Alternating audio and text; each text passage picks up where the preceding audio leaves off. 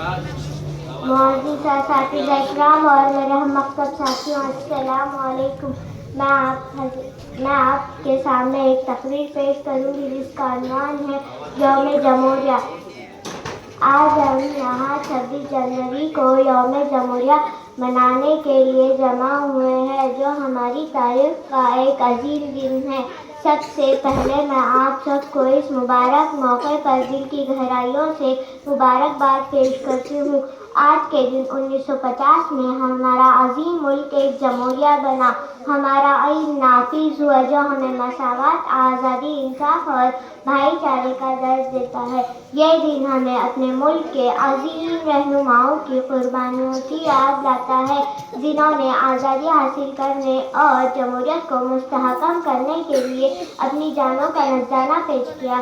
یوم جمہوریہ نہ صرف ہماری آزادی اور خود مختاری کی علامت ہے، بلکہ یہ اپنے حقوق اور فرائض کی اہمیت کا احساس بھی دلاتا ہے۔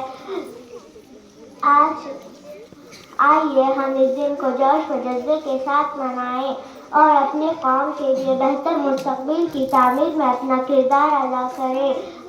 اور آخر میں دعا کرتی ہوں کہ ہمارا ملک ہمیشہ ترقی کرے اور دنیا بھر میں امن، محبت اور بھائی چارے کی مثال قائم کرے۔ اتنا کہہ کر میں اپنی تقریر ایک شعر پر ختم کرتی ہوں۔ نہ پوچھو زمانے سے کیا ہماری کہانی ہے، نہ پوچھو زمانے سے کیا ہماری کہانی ہے، ہماری پہچان تو بس یہ ہے کہ ہمیں